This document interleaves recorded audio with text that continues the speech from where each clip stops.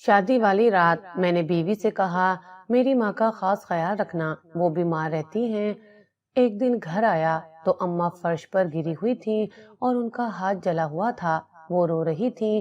میں نے وجہ پوچھی تو بتایا تمہاری بیوی نے میرا ہاتھ جلایا ہے۔ یہ سنتے ہی میرا دماغ گھوم گیا، میں نے بیوی کو مار مار کر مردہ کر دیا۔ وہ بس اتنا بولی یہ جھوٹ ہے، میں نے اماں کا ہاتھ نہیں جلایا۔ اب روز یہی سب ہوتا، اماں بیوی کی شکایت لگاتی اور میں اسے بہت مارتا۔ ایک دن ضروری کام سے جلدی آیا تو گھر کے باہر لوگوں کا ہجوم لگا تھا۔ اندر داخل ہوا تو سامنے کا منظر دیکھ کر ہوش اڑ گئے، دل کیا زمین پھٹے اور میں دفن ہو جاؤں، کیونکہ نادیہ میرے ابا کی یتیم بھتیجی تھی، نرم مزاج اور صابر لڑکی۔ میں بچپن سے ہی اسے پسند کرتا تھا۔ جب میں اپنی تعلیم مکمل کر کے ایک اچھی نوکری حاصل کر چکا تو دل میں احساس جاگا اب اس ذمہ داری کو بھی پورا کرنا ہوگا جو ابا میرے کندھوں پر چھوڑ گئے تھے۔ نادیہ کی تنہائی ہر وقت مجھے کانٹے کی طرح چبھتی تھی۔ وہ صرف میری رشتہ دار نہیں تھی، وہ ہمیشہ سے میرے دل کا ایک نامعلوم حصہ تھی۔ جب وہ جوان ہوئی تو میں نے فیصلہ کیا کہ اسے تنہائی سے نکال کر اپنی زندگی کا حصہ بناؤں گا۔ میں نے ایک دو بار اماں سے نادیہ کا ذکر کیا تھا، مگر ہر بار ان کا رد عمل سخت اور غیر لچکدار ہوتا تھا۔ وہ ایک بھتیجی ہے، بیٹا ایک ذمہ داری نہیں، اماں نے ٹھوس لہجے میں کہا تھا، اور ہم نے اس کی مدد کر کے اپنا فرض نبھا دیا ہے۔ شادی اس کی اپنی قسمت ہے۔ مجھے معلوم تھا کہ اماں کا ہم نے اپنا فرض نبھا دیا کا مطلب صرف یہ تھا کہ اس کے یتیم ہونے کے بعد محلے میں میری ساکھ خراب نہ ہو۔ وہ اسے خاندان کا حصہ سمجھنے کو تیار نہیں تھی۔ میں جانتا تھا کہ اماں اس رشتے کو کبھی قبول نہیں کریں گی۔ ان کے ذہن میں میری شادی کے لیے ایک بالکل مختلف تصویر تھی، ایک امیر اور با اثر خاندان کی لڑکی جو ہمارے گھر کی رونق بڑھائے اور ہمارے سماجی مقام کو مزید اونچا کرے۔ نادیہ جو کہ صرف سادہ دلی اور صبر کی دولت رکھتی تھی، ان کے معیار پر کہیں کھڑی نہیں ہوتی تھی، لہٰذا میں نے خاموشی سے نکاح کر لیا۔ یہ فیصلہ میرے لیے مشکل تھا، میں اماں کی نافرمانی نہیں کرنا چاہتا تھا، مگر اپنے ضمیر اور نادیہ کے مستقبل کے درمیان مجھے اپنا راستہ چننا پڑا۔ میں نے اپنے پرانے دوست قاسم کو بلایا جو میرے نکاح کے لیے گواہ بنا، اور مسجد کے امام صاحب نے سادگی سے یہ فریضہ ادا کیا۔ نادیہ کے چہرے پر اس وقت کی مسکراہٹ، خوف اور اطمینان کا ایک ملا جلا تاثر مجھے آج تک یاد ہے۔ نکاح کے بعد جب ہم گھر پہنچے تو شام کی آذانیں گونج رہی تھی۔ میں نے گہرا سانس لیا اور نادیہ کا ہاتھ تھام کر دروازہ کھولا۔ اماں صحن میں بیٹھی تھی، چائے پی رہی تھی، اور میری چھوٹی بہن سدرا ان کے بال بنا رہی تھی۔ جیسے ہی ان کی نظر ہم پر پڑی، چائے کا کپ ان کے ہاتھ میں کانپنے لگا۔ میں نے فوراً آگے بڑھ کر سلام کیا اور نادیہ کو ان کے قدموں کی طرف جھکنے کا اشارہ کیا، مگر اماں نے نادیہ کے سلام کا جواب تک نہ دیا، بلکہ وہ کھڑی ہو گئیں۔ ان کے چہرے پر نفرت صاف نظر آ رہی تھی، ان کی آنکھیں تنی ہوئی تھیں اور آواز میں ایک لرزش تھی جو غصے سے زیادہ دھوکہ دہی کا احساس دلا رہی تھی۔ یہ کیا تماشا ہے اسد؟ انہوں نے مجھے میرے نام سے پکارا جو وہ تبھی کرتی تھی جب وہ شدید غصے میں ہوتی تھی۔ یہ کون ہے اور یہاں کیا کر رہی ہے؟ میں نے اپنی بات شروع کرنے سے پہلے نادیہ کے ہاتھ پر ہلکا سا دباؤ ڈالا۔ اماں، یہ نادیہ ہے اور یہ اب یہاں رہے گی۔ کیا مطلب ہے تمہارا رہے گی؟ ان کی آواز کی لرزش اب چیخ میں بدل گئی۔ یہ لڑکی اب ہمارے گھر میں نہیں رہے گی۔ میں نے تمہیں اس لڑکی کے بارے میں پہلے ہی بتا دیا تھا، تم نے میرے اعتماد کا یہ صلہ دیا۔ میری بہنیں ہنا اور سدرا بھی حیرت سے ہمیں گھور رہی تھیں۔ ماحول اس قدر کشادہ ہو گیا کہ اگر کوئی سوئی بھی گرتی تو آواز سنائی دیتی۔ اماں نے غصے سے اپنے ہاتھ ہوا میں لہرائے۔ تم نے کسی کو بتائے بغیر، مجھ سے پوچھے بغیر اس یتیم لڑکی سے شادی کر لی۔ میں نے تمہیں بڑے خواب دکھائے تھے اسد، تمہارے باپ کا نام ہے محلے میں، اور تم نے… میں نے بات کاٹ دی۔ میں جانتا تھا کہ خاموش رہا تو اماں اپنے الفاظ سے نادیہ کے ٹکڑے ٹکڑے کر دیں گی۔ میں نے ہاتھ جوڑ کر کہا، اماں مجھے معاف کر دیں، مگر یہ اب میری عزت ہے، میری بیوی ہے، آپ اسے دھتکاریں گی تو میرا دل دکھے گا۔ میں آپ کا بیٹا ہوں، مگر اب میں اس کا شوہر بھی ہوں۔ میرے الفاظ میں ایسی مضبوطی تھی جو اماں نے شاید پہلی بار دیکھی۔ میں نے ان کے سامنے جھک کر اپنی ٹوپی اتار دی جو میں نکاح کے وقت پہنے ہوئے تھا۔ میں نے کہا، میں اس کی ذمہ داری لیتا ہوں اور میں اسے کسی بھی صورت میں اس گھر سے باہر نہیں نکالوں گا۔ یہ سن کر اماں جیسے دیوار سے ٹکرا کر واپس آئیں۔ انہیں احساس ہو گیا کہ میرا فیصلہ اٹل ہے۔ وہ کچھ دیر تک غصے سے کانپتی رہی، پھر زمین پر بیٹھ گئیں۔ وہ چلانے کی بجائے اب آہستگی سے بولی، ٹھیک ہے، تم اپنی زندگی برباد کرنا چاہتے ہو تو کرو، مگر یہ یاد رکھنا یہ لڑکی اس گھر میں ایک اضافی بوجھ ہوگی، میرے دل کا سکون نہیں بن پائے گی۔ آخر کار اماں نرم پڑ گئیں، مگر ان کی آنکھوں میں وہی چبھن باقی تھی۔ وہ ایک ایسی چبھن تھی جو بظاہر تو ٹھنڈی ہو چکی تھی، مگر اس کے نیچے بدلے اور ناپسندیدگی کی آگ ابھی سلگ رہی تھی۔ کچھ دنوں تک گھر کا ماحول بہتر لگنے لگا۔ میں نے ایک شام نادیہ سے پوچھا، تمہیں یہاں کوئی تکلیف تو نہیں ہے؟ اس نے پرسکون نظروں سے مجھے دیکھا، جب آپ ساتھ ہوں تو کیسی تکلیف، بس مجھے امی جی کا دل جیتنا ہے، وہ ایک دن ضرور مجھے قبول کر لیں گی۔ اس کی یہ بے لوث امید دیکھ کر میں مطمئن ہو گیا۔ مجھے لگا کہ وقت گزرنے کے ساتھ سب ٹھیک ہو جائے گا، مگر میں نہیں جانتا تھا کہ یہ خاموشی طوفان سے پہلے کی خاموشی ہے۔ میری بہنیں حیران تھیں کہ اماں نے نادیہ کو فوراً کیسے قبول کر لیا۔ نادیہ کے قدم گھر میں پڑنے کے 3 دن بعد بڑی بہن ہنا اپنے سسرال سے آئی۔ ہنا کی آنکھوں میں ہمیشہ ایک خاص قسم کی چمک ہوتی تھی جو دوسروں کی زندگی کے مسائل میں دلچسپی لینے پر چمکتی تھی۔ وہ گھر کے دروازے پر کھڑی حیرت سے سدرت سے پوچھ رہی تھی، کیا ہوا ہے؟ کیا امی بیمار ہیں؟ یہ کیسے ممکن ہے کہ نادیہ گھر میں برتن دھو رہی ہو اور امی نے اسے کوئی بات نہیں کہی؟ سدرا نے امی کی طرف اشارہ کیا جو اس وقت نادیہ کو ایک کام کی ہدایت دے رہی تھی، مگر ان کا لہجہ غیر متوقع طور پر معمول کا تھا۔ مجھے بھی حیرت ہے آپا، امی کو کیا ہو گیا ہے؟ وہ تو اسے اس گھر میں 1 منٹ بھی برداشت نہیں کرتی۔ ہنا نے اماں کے پاس جا کر آہستہ سے سرگوشی کی، امی، آپ نے نادیہ کو قبول کر لیا، یہ وہی لڑکی ہے جس کی شکل بھی آپ نہیں دیکھنا چاہتی تھی۔ اماں نے ہاتھ کے اشارے سے ہنا کو پاس بلایا۔ وہ دونوں بیٹھک کے پردے کے پیچھے ہو گئیں جہاں نادیہ کچن کے دروازے سے صرف چند منٹ کے فاصلے پر کھڑی چائے کے لیے دودھ گرم کر رہی تھی۔ نادیہ نے ان کی سرگوشی سننے کی کوشش نہیں کی تھی، مگر گرم ہو رہے دودھ کے شور سے زیادہ ان دونوں کی دھیمی آوازیں کچن کی خاموشی میں گونج رہی تھی۔ ان میں سے بڑی بہن نے تنزیہ کہا، امی کو عقل آ گئی ہے شاید، یا شاید اسد بھائی نے کوئی دھمکی دے دی ہے کہ اگر نادیہ کو نکالا تو وہ خود گھر چھوڑ دیں گے۔ ہنا کی بات میں صاف شک اور بدگمانی جھلک رہی تھی۔ اماں نے ہنا کا ہاتھ تھاما اور ایک معنی خیز مسکراہٹ کے ساتھ جواب دیا۔ ان کی آنکھوں میں ایک ایسی شیطانی چمک تھی جو ان کے عام غصے سے زیادہ خطرناک تھی۔ جب اگلا میٹھے سے مر جائے تو زہر دینے کی ضرورت نہیں رہتی۔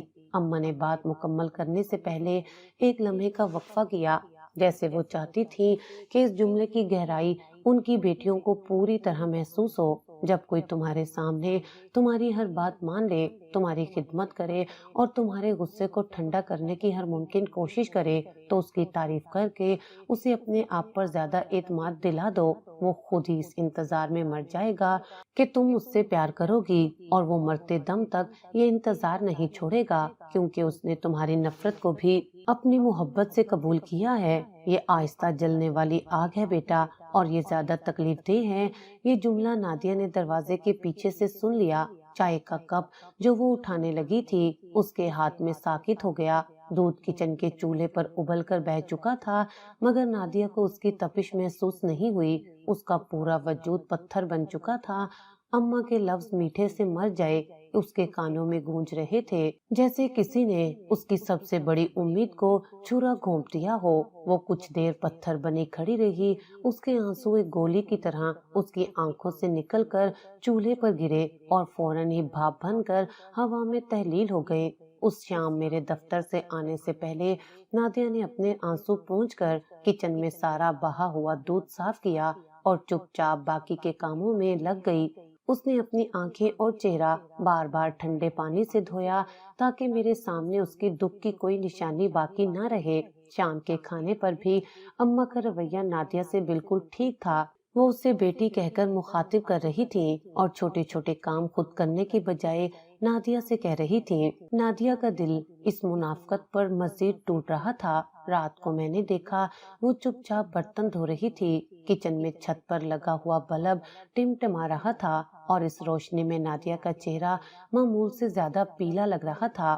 میں اس کے پاس گیا اور اس کی کمر پر اپنا ہاتھ رکھ کر پیار سے پوچھا، کچھ پریشان لگ رہی ہو، طبیعت ٹھیک نہیں ہے؟ اس نے چونک کر میری طرف دیکھا۔ اس کی آنکھوں میں ایک گہرا سمندر تھا جسے وہ چھپانے کی کوشش کر رہی تھی۔ اس نے فوراً ایک مجبور مسکراہٹ اپنے چہرے پر لائی اور بولی، نہیں بس نیند نہیں آ رہی، سوچا جلدی سے برتن دھو کر فارغ ہو جاؤں۔ اس نے اپنا کام جاری رکھا اور میری طرف دوبارہ نہیں دیکھا۔ وہ مجھ سے بات نہیں کر رہی تھی بلکہ وہ خود سے عہد کر رہی تھی۔ میں اس کی خاموشی نہ سمجھ سکا۔ میں نے صرف یہی سمجھا کہ وہ نئی زندگی میں ایڈجسٹ ہو رہی ہے اور یہ عام بات ہے۔ نادیہ نے اپنی تکلیف کو اپنی خاموشی کے اندر دفن کیا اور اس خاموشی کا اثر اگلے چند ہفتوں میں گھر کے ماحول پر نظر آنے لگا۔ نادیہ نے اپنی سرگرمیوں میں 2 گنا اضافہ کر دیا۔ وہ اماں کی خدمت اس طرح کرتی جیسے وہ ایک گنہگار ہو جسے اپنی غلطی کی معافی مانگنی ہو۔ وہ صبح 4 بجے اٹھ جاتی تاکہ اماں کی ہر چھوٹی بڑی ضرورت پوری ہو سکے۔ اس نے یہ تک نہیں دیکھا کہ اماں نے کس طرح اپنی خدمت کا معیار بلند کر دیا تھا۔ نادیہ نے 1-2 بار میرے سامنے بہنوں کے رویے کے بارے میں بھی اشارہ کرنے کی کوشش کی۔ ایک دن بڑی بہن ہنا نے نادیہ کو میرے پرانے کپڑے دھونے کے دوران کہا تھا، تم خوش قسمت ہو کہ تم نے اسد بھائی کو پھنسایا، ورنہ تمہاری جیسی لڑکیوں کو تو ہمارے گھر کی سیڑھیاں بھی صاف کرنے کو نہ ملتی۔ نادیہ یہ جملہ سن کر دل برداشتہ ہوئی تھی۔ کئی دن اندر ہی اندر اس جملے کو ہضم کرنے کے بعد ایک دن نادیہ نے بہت ہمت جمع کی۔ میں شام کو اخبار پڑھ رہا تھا اور نادیہ میرے لیے چائے لے کر آئی۔ اس نے ہچکچاتے ہوئے کہا، آپ کی اماں اور بہنیں مجھ سے ناراض رہتی ہیں، میں کتنی بھی خدمت کروں خوش نہیں ہوتی، ایسا لگتا ہے جیسے وہ مجھے دیکھ کر بھی خوش نہیں ہیں۔ نادیہ کا لہجہ انتہائی دھیما اور محتاط تھا۔ اس نے اس بات کو صرف ایک شکوے کے طور پر نہیں بلکہ ایک معصوم درخواست کے طور پر پیش کیا تھا کہ میں اس رشتے کو بہتر بنانے میں اس کی مدد کروں، مگر میری تھکی ہوئی طبیعت اور پہلے سے موجود بدگمانی نے میرا ذہن بالکل الٹ دیا۔ میں فوراً بھڑک گیا۔ میں نے تم سے کہا تھا نا کہ میری ماں اور بہنوں کے خلاف ایک لفظ بھی بولا تو برداشت نہیں کروں گا۔ میرے ہاتھ سے اخبار گر گیا۔ کیا تم یہ چاہتی ہو کہ میں تمہیں گھر لانے کے بعد اپنی ماں اور بہنوں سے بھی دور ہو جاؤں؟ تم کس قسم کی عورت ہو؟ تم صرف شکایتیں لے کر آئی ہو۔ میرے غصے کی شدت اور الفاظ کی سختی نے نادیہ کو اس کی جگہ پر ہی جما دیا۔ وہ سہمی ہوئی چپ ہو گئی۔ اس کی آنکھوں میں آنسو آ گئے مگر وہ انہیں پلکوں کی باڑ توڑنے کی اجازت نہ دے سکی۔ اس دن کے بعد اس نے کبھی کوئی شکوہ نہیں کیا۔ اس نے اپنی پوری اندرونی دنیا کو میرے سامنے بند کر لیا۔ اسے احساس ہو گیا تھا کہ میرے لیے میری ماں کی بات اور میرا یقین اس کی سچائی سے زیادہ اہم ہے۔ اس کے خاموش ہونے کے بعد کمرے میں ایک ایسی خاموشی چھا گئی جو میری چیخوں سے زیادہ شور مچا رہی تھی۔ میں نے بعد میں شرمندگی محسوس کی مگر معافی مانگنے کی ہمت نہ ہوئی۔ مگر اس کی آنکھوں کا سکون جیسے کہیں کھو گیا تھا۔ وہ ہمیشہ مسکراتی رہتی تھی۔ اس کی آنکھوں میں ایک امید کی چمک تھی جو اب بجھ چکی تھی۔ میں نے محسوس کیا کہ وہ اکثر خاموش رہنے لگی ہے۔ کام کرتے ہوئے، کھاتے ہوئے یا میرے ساتھ بیٹھے ہوئے بھی اس کا ذہن کہیں اور ہوتا تھا۔ وہ ہمیشہ ایک گہری سوچ میں ڈوبی رہتی اور جب میں اسے پکارتا تو وہ چونک کر جواب دیتی۔ میں نے اس کے اس رویے کو خود سے جوڑنے کی بجائے غلط معنی دینا شروع کر دیے۔ مجھے لگا شاید وہ سست ہے اور اس نئی زندگی کے بوجھ کو اٹھانے کے لیے تیار نہیں ہے۔ میں نے سوچا کہ وہ گھر کے کاموں سے تھک جاتی ہے یا شاید وہ آرام کی عادی ہے۔ ایک دن میں نے نادیہ سے پوچھا، کیا تم دن بھر تھکی ہوئی کیوں لگتی ہو؟ مجھے لگتا ہے کہ تم کام کو دل سے نہیں کرتی۔ اس نے صرف اتنا جواب دیا، ایسی بات نہیں ہے، میں آپ کے گھر کو خوش رکھنے کے لیے ہر ممکن کوشش کر رہی ہوں، مگر حقیقت یہ تھی کہ وہ اندر سے ٹوٹ چکی تھی۔ میری جاب ایسی تھی کہ صبح نکلتا اور رات کو واپس آتا۔ صبح جب میں نکلتا تو نادیہ مجھے ناشتہ دے چکی ہوتی تھی اور باورچی خانے میں کام کر رہی ہوتی تھی، مگر اماں اور بہنیں اسے کبھی تنہا کام نہیں کرنے دیتی تھی۔ وہ ہمیشہ نادیہ سے کہتی تھی کہ اسے برتنوں کو دھونے کی ضرورت نہیں ہے کیونکہ نادیہ ٹھیک طریقے سے صاف نہیں کرتی۔ ایک دن اماں نے کہا، نادیہ تم جا کر کمرے میں آرام کرو، ہم خود ہی یہ باقی کے برتن دھو لیں گے، تمہاری نازک انگلیاں ٹوٹ جائیں گی۔ اماں کے الفاظ بظاہر تو میٹھے تھے مگر ان میں کڑوا طنز تھا۔ نادیہ نے فوراً جواب دیا، نہیں امی جی، یہ میرا کام ہے، میں کیوں آپ کو زحمت دوں؟ مگر اماں نے اسے زبردستی کمرے میں بھیج دیا اور میری بہنیں ہنا اور سدرا جھک کر برتن دھونے لگیں۔ ان کی آپس کی سرگوشیاں نادیہ کے کمرے تک پہنچی تھیں۔ دیکھو تو مہارانی کمرے میں جا کر بیٹھ گئی ہیں اور ہم نوکرانیاں ان کے برتن دھو رہی ہیں۔ نادیہ بستر پر بیٹھی یہ سب سنتی اور اس کے دل میں یہ خوف جاگتا کہ جب میں رات کو آؤں گا تو مجھے کیسا منظر نظر آئے گا۔ میں اکثر دیکھتا کہ جب گھر آؤں تو نادیہ فارغ بیٹھی ہوتی ہے اور امی اور بہنیں گھر کا کام کر رہی ہوتی ہیں۔ ایک شام میں نے دیکھا کہ اماں صحن میں پودوں کو پانی دے رہی ہیں جبکہ نادیہ کمرے کی کھڑکی کے پاس بیٹھی خاموشی سے ایک میگزین پڑھ رہی تھی۔ میرے آتے ہی اماں نے پودے رکھنے والا برتن زمین پر رکھ دیا اور سانس لینے لگی۔ یہ منظر دیکھ کر میرے اندر غصے کی آگ بھڑک اٹھی۔ یہ کیا ہو رہا ہے؟ میں نے اپنی آواز کو سختی سے بلند کیا۔ نادیہ فوراً کھڑی ہو گئی، اس کے چہرے پر خوف کے سائے تھے۔ امی کو کام نہ کرنے دیا کرو، تم یہاں آرام کر رہی ہو اور وہ اس عمر میں باہر دھوپ میں کام کر رہی ہیں۔ تمہیں کیا ہو گیا ہے نادیہ؟ کیا تم نے انہیں نوکر سمجھ لیا ہے؟ نادیہ کی آنکھوں میں ندامت اور تکلیف کا ایک سیلاب آ چکا تھا مگر وہ خود پر قابو پائے رہی۔ وہ نرم لہجے میں کہتی، امی مجھے کچھ کرنے ہی نہیں دیتی، خود کر لیتی ہیں۔ میں نے کئی بار کوشش کی کہ انہیں روکا جائے مگر وہ کہتی ہیں کہ تمہارے ہاتھ میں سلیقہ نہیں ہے یا یہ کام میں نے اپنی پوری زندگی خود کیا ہے۔ وہ سچ کہہ رہی تھی۔ اماں اور بہنیں جان بوجھ کر نادیہ کو کام سے دور رکھتی تھی تاکہ وہ خود کو مصروف دکھا سکے اور میرے سامنے اسے سست اور لاپرواہ ثابت کر سکے۔ یہ ان کی خاموش سازش کا ایک حصہ تھا مگر میں نے اس کی اس بات پر یقین نہیں کیا۔ میرے دل میں یہ بات بیٹھ چکی تھی کہ نادیہ جھوٹ بول رہی ہے۔ میرا شک اب ایک یقین میں بدل چکا تھا۔ بس کرو نادیہ، مجھے جھوٹ نہ بولو، تم بہت آرام طلب ہو چکی ہو۔ یاد رکھو ہماری روایات میں بیوی شوہر کی ماں کی خدمت کو اپنا فرض سمجھتی ہے۔ نادیہ اندر ہی اندر روتی مگر کہہ کچھ نہ پاتی۔ وہ جانتی تھی کہ جو کچھ بھی کہے گی اس کا کوئی فائدہ نہیں ہوگا کیونکہ میرے دل میں اماں کی باتوں نے ایک ایسی کھڑکی کھول دی تھی جہاں سے صرف شک ہی گزرتا تھا۔ میری بے اعتباری نے اس کے دل پر بوجھ ڈال دیا۔ وہ ایک بار پھر خاموش ہو گئی۔ نادیہ کی خاموشی نے گھر میں ایک عجیب سا ٹھہراؤ پیدا کر دیا۔ وہ ایک سائے کی طرح کام کرتی رہتی، نظر نہ آتی مگر اس کی محنت کے نتائج ہر طرف نظر آتے۔ اس نے اماں کی خدمت کے لیے اپنی نیند تک کو قربان کر دیا تھا مگر اماں کی چالیں زیادہ تھیں۔ گرمیوں کا موسم تھا، درجہ حرارت آسمان کو چھو رہا تھا۔ مجھے اماں کی صحت کی فکر ہوئی، وہ عمر رسیدہ تھیں اور ہیٹ سٹروک کا خطرہ تھا۔ میں نے اپنے کمرے میں اے سی لگوایا تاکہ اماں کو راحت ملے۔ میرا خیال تھا کہ اماں میرے کمرے میں دن کے وقت آرام کریں گی اور نادیہ ان کی دیکھ بھال کرے گی۔ اے سی لگنے کے اگلے دن میں نے اماں کو کمرے میں منتقل ہونے کو کہا۔ اماں نے خوشی سے قبول کر لیا مگر نادیہ کو ہدایت دی کہ وہ صرف ان کی خدمت کے لیے کمرے میں داخل ہو اور اپنا وقت باہر ہی گزارے۔ نادیہ نے ایک بار بھی احتجاج نہیں کیا۔ اگلے دن میری بہن سدرا کے رشتے والے آنے والے تھے۔ میں صبح دفتر نکلنے سے پہلے نادیہ کو بتا گیا تھا کہ وہ سب تیاریاں وقت پر مکمل کر لے۔ نادیہ نے بازار سے مٹھائیاں لانے، گھر کی صفائی کرنے اور سدرا کو تیار کرنے کا سارا کام بخوبی سر انجام دیا۔ سدرا کے رشتے داروں کی آمد سے ایک گھنٹہ پہلے نادیہ نے اپنا کام ختم کیا۔ کھانا پک چکا تھا اور سدرا تیار ہو کر اماں کے ساتھ بیٹھی تھی۔ نادیہ کو احساس ہوا کہ اس کے کپڑوں پر کچن کے کام کی وجہ سے داغ لگ گئے ہیں۔ وہ صرف 5 منٹ کے لیے اپنے کمرے میں گئی تاکہ تازہ کپڑے بدل سکے۔ جب وہ واپس آئی تو دروازے پر شور مچا ہوا تھا۔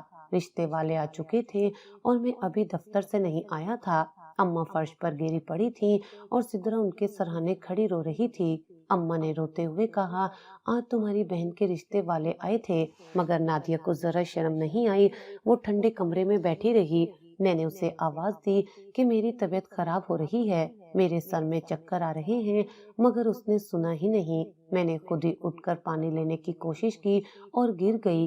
اماں کی بات سن کر رشتہ داروں نے فوراً نادیہ کی طرف دیکھا، جنہیں یہ بالکل ہی شرمناک لگا کہ نئی بہو کمرے میں آرام کر رہی تھی جبکہ ساس گر گئی۔ میں اس دوران گھر میں داخل ہوا اور یہ منظر دیکھ میری جاب سے تھکی ہوئی حالت اور اماں کے گرنے کی کہانی نے میرے اندر کا غصہ آسمان پر چڑھا دیا۔ میں نے غصے سے نادیہ پر چیخنا شروع کر دیا، تم نے کیا کر دیا؟ رشتہ دار گھر میں ہیں اور تم اماں کو دیکھ نہیں سکتی؟ کیا تمہیں میرے گھر کی عزت کا ذرا بھی خیال نہیں؟ تم کس قسم کی عورت ہو؟ تم نے مجھے شرمندہ کروا دیا۔ وہ بس اتنا بولی۔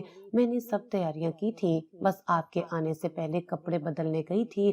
میں نے امی کو گرتے ہوئے نہیں دیکھا، مجھے بس 5 منٹ ہوئے ہیں کمرے میں۔ نادیہ کی آنکھوں میں التجا تھی، مگر اس کا جواب میرے غصے کے سامنے ایک کمزور سرگوشی تھا۔ مگر میں نے کچھ نہ سنا، بس اپنے غصے میں سب کہہ دیا۔ میں نے رشتہ داروں کے سامنے اس کی توہین کی۔ میں نے اسے ہدایت دی کہ وہ فوراً کچن میں جائے اور کسی کو اپنا چہرہ نہ دکھائے۔ رشتہ داروں کے چہروں پر بھی نفرت صاف نظر آ رہی تھی۔ سدرا کے رشتے کی بات تو ٹھیک رہی، مگر گھر کی فضا زہریلی ہو چکی تھی۔ اس رات نادیہ بستر پر نہیں آئی۔ میں نے اپنا غصہ ٹھنڈا ہونے کے بعد اسے ڈھونڈا۔ وہ دیر تک چھت پر بیٹھی رہی۔ آسمان پر ستاروں کی کوئی انتہا نہیں تھی، مگر نادیہ کی خاموشی کی انتہا تھی۔ جب میں چھت پر گیا تو دیکھا کہ وہ پرانے کمبل میں لیٹی ہوئی خاموشی سے آسمان کو دیکھ رہی تھی۔ اس کے چہرے پر آنسو کے نشان تھے۔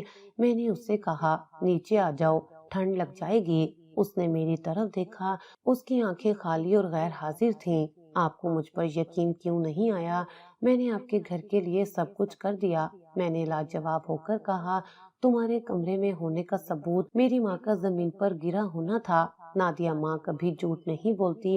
وہ خاموش ہو گئی اور پھر آہستہ سے بولی، شاید سوچ رہی تھی کہ محبت میں الزام بھی سزا بن جاتے ہیں، اور جب الزام لگانے والا خود میرا شوہر ہو تو وہ سزا زیادہ شدید ہوتی ہے۔ اس کے الفاظ کی گہرائی نے میرے دل کو چھوا، مگر میری ماں کے خلاف یہ بات سننے کی جرات مجھ میں نہیں تھی۔ میں اسے نیچے لے آیا اور کمرے میں چپ چاپ لیٹ گیا۔ وہ پوری رات کمرے کے کونے میں بیٹھی رہی، اور اس رات کے بعد سے نادیہ نے فیصلہ کیا کہ وہ میرے سامنے سے ہمیشہ گریز کرے گی تاکہ کسی نئے الزام سے بچ سکے۔ اس کی محبت اب خوف میں تبدیل ہو چکی تھی۔ گزشتہ رات کا الزام اور میری بے رحمی نادیہ کے لیے ایک گہرا زخم چھوڑ گئی۔ اس نے اگلے ہفتے میں اپنے آپ کو مکمل طور پر کاموں میں مگن کر لیا، مگر اس نے کبھی بھی اماں کے قریب رہ کر کام نہیں کیا۔ وہ ہمیشہ ایک دوری بنائے رکھتی تاکہ اماں کو نیا بہانہ نہ ملے۔ ایک ہفتے بعد میں اپنے کام میں مصروف تھی جب مجھے اماں کی طرف سے ایک پریشان کن کال آئی۔ انہوں نے روتے ہوئے کہا کہ وہ ٹھیک نہیں ہیں اور نادیہ ان کی کوئی مدد نہیں کر رہی۔ میں نے اماں کی آواز میں دکھ اور بے بسی محسوس کی اور میرا دل ڈوب گیا۔ میں فوراً دفتر سے چھٹی لے کر شام کو گھر پہنچا۔ جب میں شام کو آیا تو دروازے پر میری چھوٹی بہن سدرا کھڑی تھی، جس کا چہرہ آنسوؤں سے بھیگا ہوا تھا۔ جیسے ہی میں نے قدم رکھا، اس نے مجھے لپیٹ لیا اور کہا، بھائی، نادیہ نے آج حد کر دی۔ اندر داخل ہوتے ہی دیکھا کہ اماں فرش پر گری رو رہی تھیں۔ ان کے کپڑے بکھرے ہوئے تھے اور وہ اپنے دائیں ہاتھ پر دباؤ ڈال کر رونا شروع کر دیں۔ سدرا اور رحینہ دونوں اماں کے گرد کھڑی تھیں۔ نادیہ باورچی خانے کے دروازے پر ساکت کھڑی تھی۔ اس کا چہرہ بالکل سفید ہو چکا تھا، جیسے اسے کسی سانپ نے ڈس لیا ہو۔ اماں نے اپنی روتی ہوئی آواز میں بامشکل کہا، نادیہ نے مجھے دھکا دیا اور اے سی والے کمرے سے نکال دیا۔ میں صرف یہ کہنے گئی تھی کہ میرا سر دکھ رہا ہے، پنکھا چلا دو۔ مگر اس نے غصے میں کہا کہ آپ ہمیشہ مجھے کام کرنے سے روکتی ہیں اور خود ہی آرام کرتی رہتی ہیں۔ ہنا نے فوراً اس کی بات کی تائید کی، جی بھائی، میں نے اپنی آنکھوں سے دیکھا ہے، نادیہ اسے کمرے سے دھکا دے رہی تھی۔ بہنیں بھی رونے لگیں۔ سدرا نے بھی کہا کہ نادیہ اماں سے بحث کر رہی تھی۔ میرا دماغ گھوم گیا۔ ایک تو میں دفتر سے کام چھوڑ کر آیا تھا اور دوسرا یہ شرمناک منظر۔ نادیہ کا مجھ پر جھوٹ بولنا تو پہلے ہی ثابت ہو چکا تھا، اور اب یہ کہ وہ میری ماں پر ہاتھ اٹھا رہی ہے۔ میں نے بغیر سنے نادیہ پر ہاتھ اٹھایا۔ میرا ہاتھ ہوا میں بلند ہوا اور اس کے گال سے جا ٹکرایا۔ ایک سنسناتی آواز پورے گھر میں گونج اٹھی۔ یہ پہلی بار تھا کہ میں نے نادیہ پر جسمانی تشدد کیا تھا۔ وہ چپ چاپ سہتی رہی، اس نے اپنے گال پر ہاتھ تک نہیں رکھا۔ اس کی آنکھوں میں حیرت اور تکلیف کے علاوہ کچھ نہیں تھا۔ اگلے دن اماں آرام سے بیٹھی محلے کی عورتوں کو یہی قصہ سنا رہی تھیں۔ وہ اپنے دائیں بازو کو جھوٹے دکھاوے کے ساتھ پکڑ کر بیٹھی تھیں اور عورتوں سے کہہ رہی تھیں، دیکھو تو اس لڑکی کا کتنا غرور ہے، یہ تو اپنے سسرال میں بھی میرے ساتھ ایسا کر رہی ہے۔ میں نے اپنے بیٹے کی خاطر اسے قبول کیا تھا، مگر اس نے میرا یہ حال کر دیا۔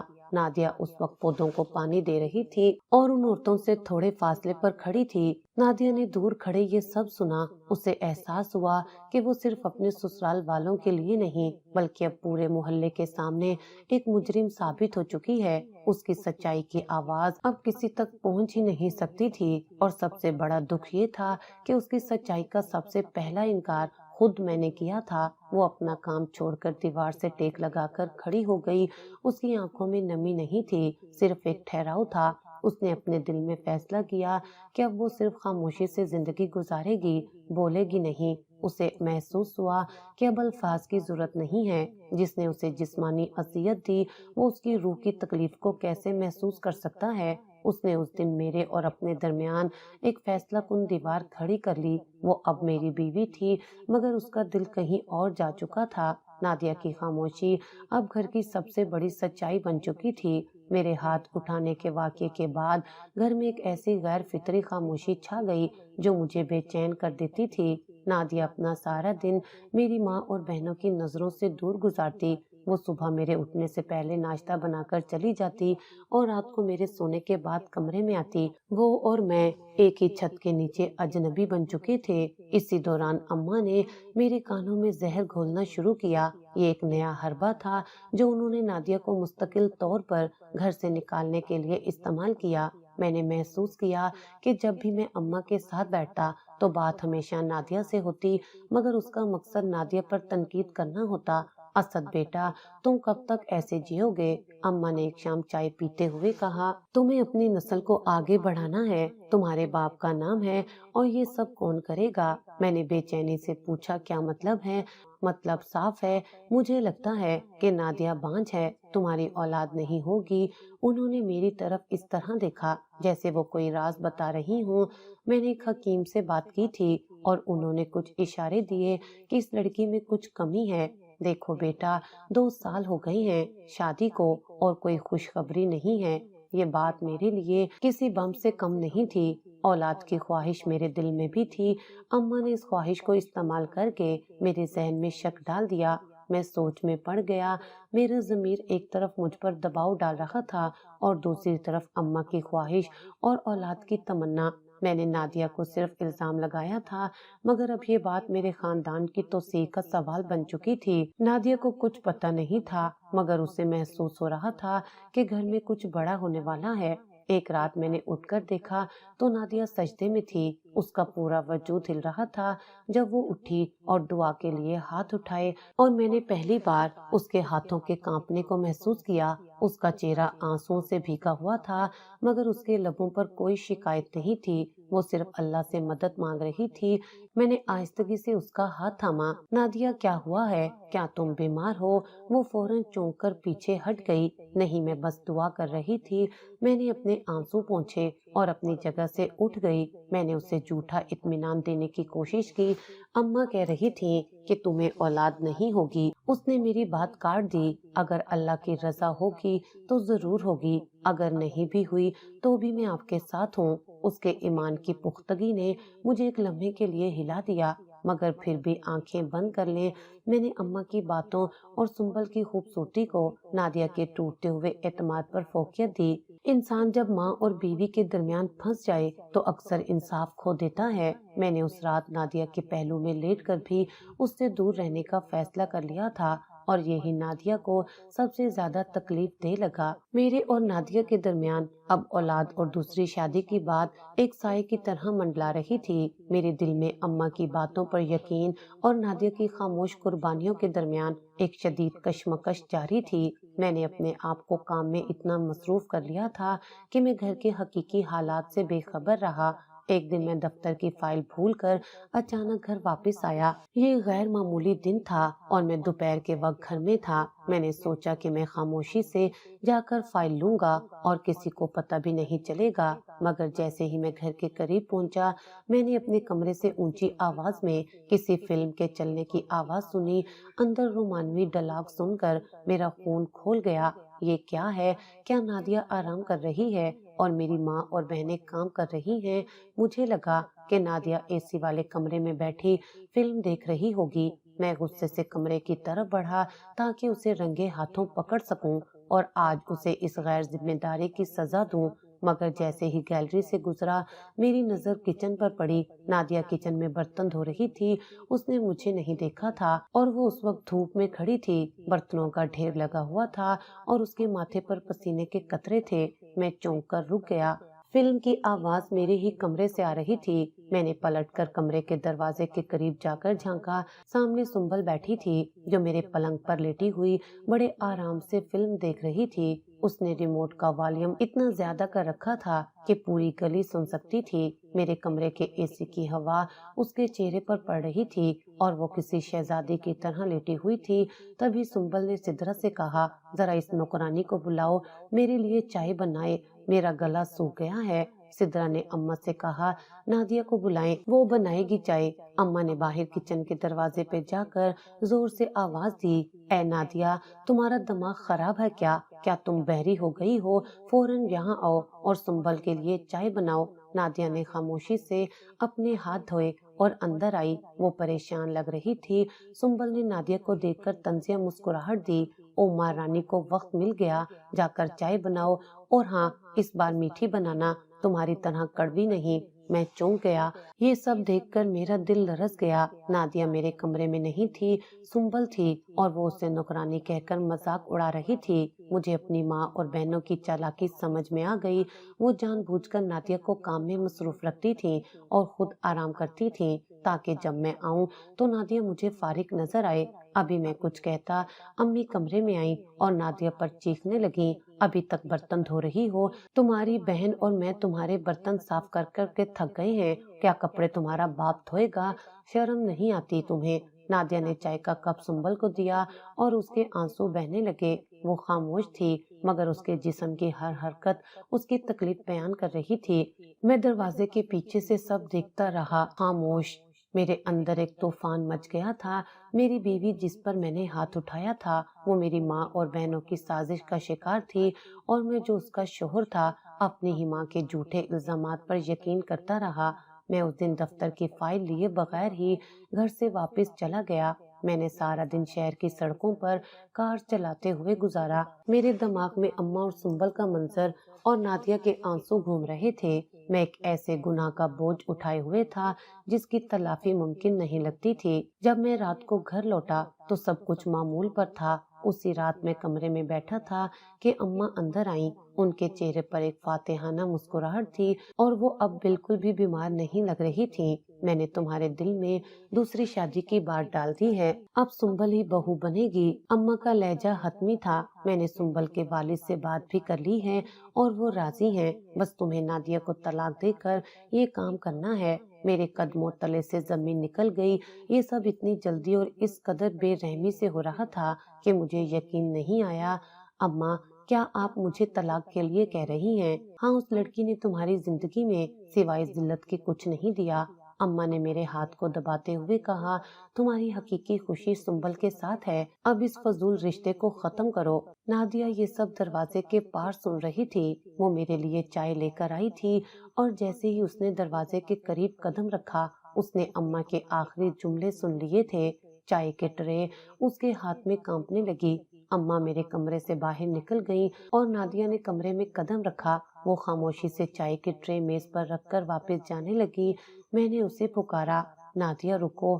وہ دروازے پر رک گئی۔ اس نے پیچھے پلٹ کر میری طرف نہیں دیکھا۔ اس نے اس رات مجھ سے صرف ایک جملہ کہا، اگر آپ کو سکون اسی میں ہے تو میں خود چلی جاؤں گی۔ اس کی آواز میں کوئی شکوہ نہیں تھا، صرف ایک تھکا ہوا عزم تھا۔ میں آپ کو اور اماں کو کسی طرح کی تکلیف نہیں دینا چاہتی۔ وہ جملہ میرے دل میں تیر بن کر لگا۔ میں اس کی خاموشی اور اس کے جواب میں موجود بے پناہ درد کو محسوس کر سکتا تھا۔ میں نے اسے روکنے کی کوشش نہیں کی، میں اتنا شرمندہ تھا کہ اس کی آنکھوں میں نہیں دیکھ سکتا تھا۔ میں نے کچھ دن تک خود کو کام میں مصروف رکھا، مگر ضمیر چیختا رہا۔ مجھے یاد آیا کہ نادیہ کے ساتھ میرا نکاح کتنا سچا اور خالص تھا۔ میں نے اماں کی چالاکیوں کو اپنی آنکھوں سے دیکھا تھا، مگر اس کے باوجود میں ان کی بات پر طلاق دینے کو تیار ہو رہا تھا۔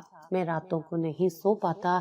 میرے دوست قاسم نے بھی مجھے سمجھایا کہ میں غلطی کر رہا ہوں۔ اسد ماں کا احترام اپنی جگہ، مگر بیوی کا حق اس سے بھی زیادہ ہے جو تم اسے نہیں دے رہے ہو۔ تم نے خود دیکھا ہے کہ تمہاری ماں تمہاری زندگی کو کنٹرول کر رہی ہیں۔ کیا تم ایک چال کے لیے اپنا سچا رشتہ توڑ دو گے؟ قاسم نے مجھے شدید تنبیہ کی۔ آخر ایک دن میں نے خود فیصلہ کیا۔ میں جانتا تھا کہ اگر میں نے نادیہ کو طلاق دے دی تو میں کبھی خوش نہیں رہ پاؤں گا۔ میں نے اماں کی خواہشات کے بجائے اپنے دل کی آواز سننے کا فیصلہ کیا۔ میں نے یہ فیصلہ کیا کہ اماں اور میری بہنیں جو بھی سوچیں، میں اپنے اور نادیہ کے رشتے کو بچاؤں گا۔ میرے فیصلے نے میرے دل کو ایک نیا اطمینان بخشا۔ میں نے نادیہ کی خاموشی کو توڑا، مگر اماں کو جواب دینے کی ہمت نہیں کر پایا۔ میں جانتا تھا کہ اگر میں نے اماں سے بات کی تو وہ مجھے اس فیصلے سے باز رکھنے کی پوری کوشش کریں گی۔ صبح کے وقت جب اماں اور بہنیں اپنی نیند پوری کر رہی تھیں، میں نادیہ کے کمرے میں گیا۔ وہ ایک چھوٹی سی چٹائی پر بیٹھی صبح کی نماز پڑھ چکی تھی۔ اس کے چہرے پر ایک عجیب سی معصومیت اور تھکن تھی۔ میں نے نادیہ کا ہاتھ پکڑا۔ وہ چونکی جیسے کسی نے اسے گہری نیند سے جگا دیا ہو۔ نادیہ، مجھے معاف کر دو۔ میں نے پہلی بار دل سے یہ الفاظ کہے۔ میں نے تمہیں تکلیف دی، میں نے تم پر اعتبار نہیں کیا، میں نے سب کچھ دیکھ لیا ہے۔ اس کی آنکھوں میں آنسو آ گئے، مگر اس نے اپنا ہاتھ پیچھے نہیں کھینچا۔ میں نے کہا چلو ہم الگ مکان میں رہیں گے۔ وہ حیرت سے بولی، کیا اماں ناراض نہیں ہوں گی؟ کیا وہ کہیں گی کہ میں نے آپ کو ان سے دور کر دیا؟ میں نے اس کے ہاتھ کو مضبوطی سے تھاما۔ اب بہت ناراضگیاں ہو چکی، اب سکون چاہتا ہوں۔ میں تمہیں وہ سکون دینا چاہتا ہوں جس کی تم حقدار ہو، اور میں تمہیں اپنی ماں اور بہنوں کی باتوں کی وجہ سے اب اور تکلیف نہیں دے سکتا۔ نادیہ کی آنکھوں میں امید کی ایک نئی کرن چمک اٹھی۔ اس نے خاموشی سے ہاں کر دی۔ ہم نے اگلے ہی دن ایک چھوٹا سا کرائے کا گھر لے لیا جو ہمارے پرانے محلے سے تھوڑا دور تھا۔ یہ ایک بہت سادہ اور چھوٹا سا گھر تھا، مگر اس میں سکون کی ایک ایسی خوشبو تھی جو میرے پچھلے گھر میں کبھی نہیں تھی۔ جب میں اماں کو اپنا فیصلہ سنانے گیا تو انہوں نے شور مچا دیا۔ وہ رونے لگی، چلانے لگی کہ میں نے اپنی بیوی کی وجہ سے انہیں چھوڑ دیا ہے۔ اس بدبخت لڑکی نے میرے بیٹے کو جادو کر دیا ہے۔ میں نے اماں کے قدموں میں بیٹھ کر کہا، میں آپ کو نہیں چھوڑ رہا اماں، میں صرف اپنا گھر الگ کر رہا ہوں۔ آپ کا بیٹا ہمیشہ آپ کا رہے گا، مگر نادیہ میری زندگی ہے۔ میرے جانے کے بعد اماں نے سنبل کے والد سے بات توڑ دی اور میرے لیے روتی رہی، مگر میں نے ایک بار پھر پیچھے مڑ کر نہیں دیکھا۔ نادیہ نے اسے محبت سے سجایا، اس نے پردے لگائے، چھوٹے چھوٹے پودے رکھے اور کچن کو اتنا صاف ستھرا بنا دیا کہ وہاں کام کرنا بھی خوشی دیتا تھا۔ پہلے ہی دن شام کو جب میں کام سے واپس آیا اور دروازہ کھولا تو نادیہ دروازے پر میرا استقبال کر رہی تھی۔ اس کے چہرے پر پہلی بار ایک حقیقی مسکراہٹ تھی، ایک ایسی مسکراہٹ جو کسی خوف یا مجبوری کے بغیر تھی۔ اس نے مجھے گلے لگایا اور اس لمحے مجھے لگا میں واقعی گھر آیا ہوں۔ اس کی طرف سے بنائے گئے گرم کھانے کی خوشبو اور اس کے چہرے کی روشنی نے مجھے ایک نیا اعتماد دیا۔ پہلی بار زندگی میں سکون محسوس ہوا۔ ہمارے چھوٹے سے گھر میں نادیہ اور میں نے ایک نئی زندگی کا آغاز کیا، جہاں صرف محبت، احترام اور اعتماد تھا، نہ کہ نفرت اور الزامات۔ ہمارا چھوٹا سا نیا گھر محبت اور سکون سے بھرپور تھا، مگر اس سکون کی قیمت مجھے محلے والوں کی باتوں اور میری ماں کی ناراضگی کی شکل میں ادا کرنی پڑ رہی تھی۔ اماں نے فوری ہی ہمارے محلے میں ایک مہم شروع کر دی۔ صبح میں کام پر نکلتا تو پڑوسیوں کے چہرے پر طنزیہ مسکراہٹیں دیکھتا۔ محلے والوں نے باتیں بنانا شروع کر دی، بیوی کے جادو میں آیا ہوا ہے، ماں کو چھوڑ دیا۔ ہر طرف یہی الفاظ گونجنے لگے۔ کچھ لوگ مجھے روک کر کہتے، اسد تم نے اپنی ماں کا دل دکھایا ہے، یہ اچھا نہیں ہے۔ اماں نے سب کو بتا دیا تھا کہ نادیہ ایک شاطر اور جادوگرنی لڑکی ہے جس نے میرے بیٹے کو ماں سے دور کر دیا۔ امی اور بہنوں نے بھی یہی بات پھیلا دی۔ ہنا اور سدرا نے بھی اپنے سسرال میں اور محلے میں یہی شور مچا دیا کہ ان کے بھائی نے ایک یتیم لڑکی کی وجہ سے ماں کو تنہا چھوڑ دیا۔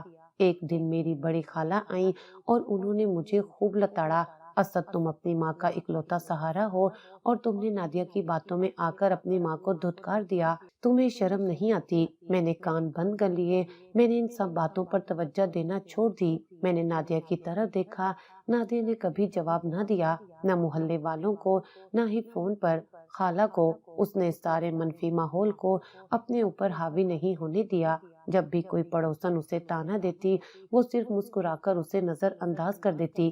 میں نے محسوس کیا کہ جب انسان سچ پر ہو تو وقت ہی اس کا گواہ بن جاتا ہے۔ نادیہ کا صبر اور میری پختگی ہی ہمارا ہتھیار تھی۔ ہم نے 3 مہینے اسی طرح محلے والوں کی تانا زنی میں گزارے۔ نادیہ نے اپنے رویے سے لوگوں کو یہ احساس دلا دیا کہ وہ اسد کو اس کی ماں سے دور نہیں کر رہی بلکہ وہ صرف اپنی زندگی گزار رہی ہے۔ لوگ آہستہ آہستہ اس کے اخلاق اور صبر کی تعریف کرنے لگے۔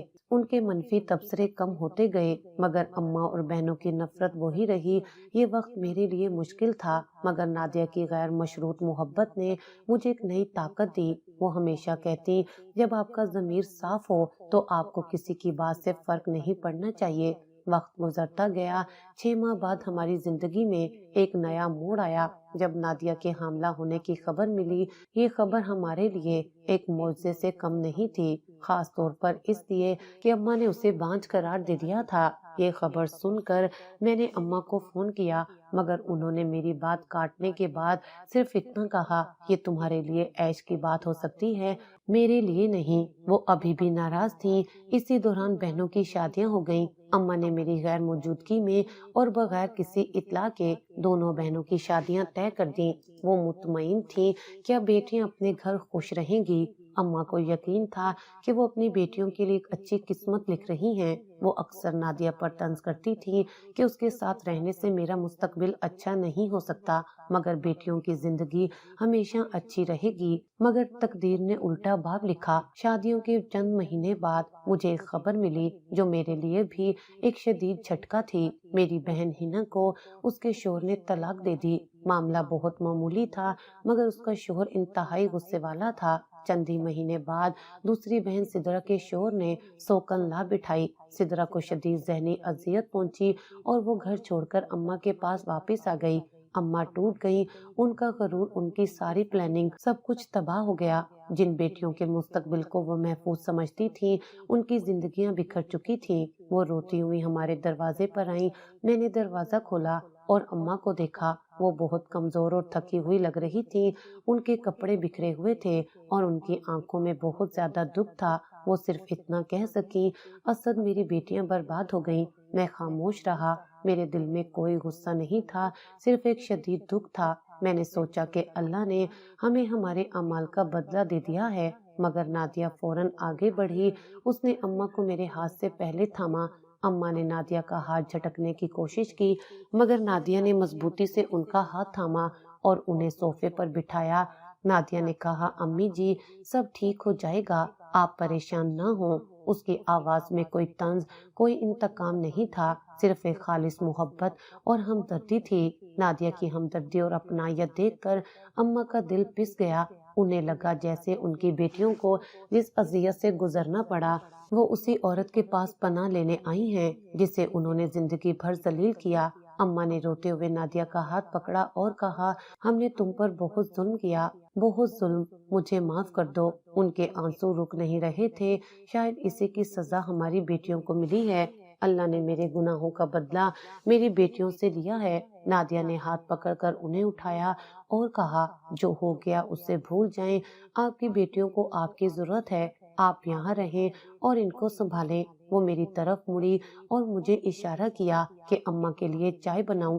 میں یہ منظر دیکھ کر سوچتا رہا کہ میں نے نادیہ پر کتنا ظلم کیا تھا اور آج وہ کتنی بڑی دل کی ہے۔ اماں جو ہر وقت نادیہ سے نفرت کرتی تھی وہ آج اس کے کندھے پر سر رکھ کر رو رہی تھی۔ نادیہ نے کہا، میں آپ کی بیٹی ہی تو ہوں۔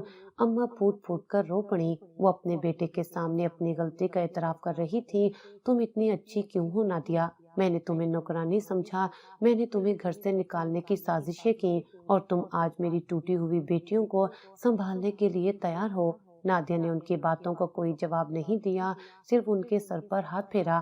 میں یہ منظر دیکھ کر سوچتا رہا کہ جس عورت کو انہوں نے ذلیل کیا، آج وہی ان کے آنسو پونچھ رہی ہے۔ نادیہ کے چہرے پر سکون تھا، جیسے اس نے سب گناہوں کو معاف کر دیا ہو۔ اس نے اپنے عمل سے ثابت کر دیا کہ وہ کسی بھی شکوے یا الزام سے بہت زیادہ بہتر تھی۔ اماں اب ہمارے ساتھ رہنے لگی، وہ دونوں بہنوں کو لے کر ہمارے چھوٹے سے گھر میں آ گئیں۔ نادیہ نے ان کی ہر ضرورت کا خیال رکھا، اس نے اماں کے کمرے کو صاف کیا، انہیں آرام دہ محسوس کرایا اور ان کی پسند کا کھانا بنایا۔ اماں کی طبیعت زیادہ خراب رہنے لگی تھی اور نادیہ نے انہیں ایک نرس کی طرح سنبھالا۔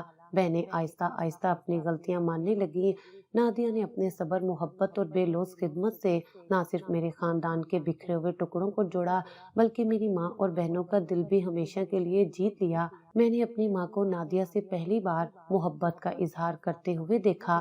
میری ماں نے اس کے ہاتھ پر بوسہ دیا اور کہا، تم نے مجھے ایک ایسی بیٹی دی جو میری اپنی بیٹیاں بھی نہ بن سکیں، اور یہی نادیہ کی اصل فتح تھی، ایک ایسی فتح جس میں کوئی ہارنے والا نہیں تھا، صرف ٹوٹے ہوئے رشتے جڑے تھے۔